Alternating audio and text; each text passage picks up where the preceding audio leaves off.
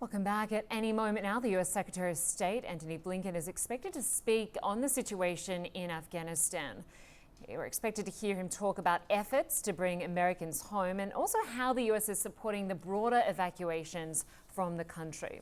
Well, I want to discuss this now more with our international diplomatic editor, Nick Robertson, as well as our global affairs analyst, Aaron David Miller. Good to have you both with us.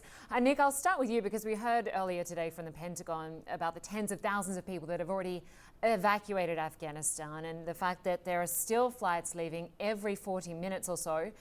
But it's still very difficult, isn't it, for Afghan allies to get through Taliban checkpoints to just get into Kabul airport?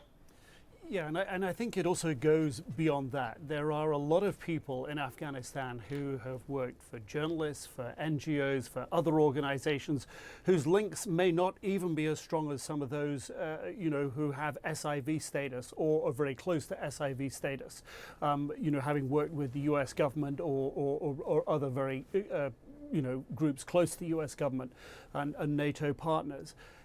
There is a huge level of fear, and that is really sort of driving people to reach out, to whomever they think can help them. But the reality on the ground is that even if you get to a checkpoint near the airport, there's no guarantee that the Taliban are going to let you through.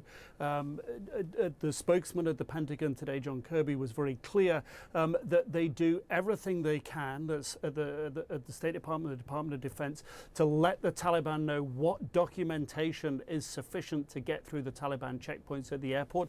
But in reality, it's not working, and we know that there are many thousands more people at the moment with SIV status who still don't know how they're going to get to the airport. So it is a very desperate situation for some people, a very tenuous situation for them, and for those that just fall short of the margin of an easy qualification of one of these routes out of the country, it's desperately worrying. They really do frantically fear for what the Taliban will do in the coming weeks. Yeah, with just 6 days to go until that deadline to get people out. Nick, if you can stand by, I want to bring in Aaron, because we did hear from the German envoy to Afghanistan in a tweet earlier today, who said after discussions with the Taliban will agree to allow Afghans with the right documents. I'm just going to interrupt. We're going to Secretary of State Antony Blinken. Let's listen in.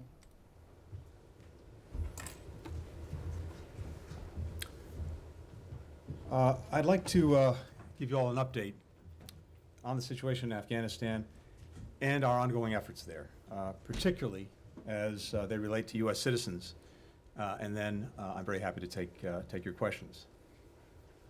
Let me begin with my profound appreciation for our diplomats and service members who are working around the clock at the airport in Kabul and at a growing number of transit sites to facilitate the evacuation of Americans, their families, citizens of allied and partner nations, Afghans who have partnered with us over the last 20 years, and other Afghans at risk.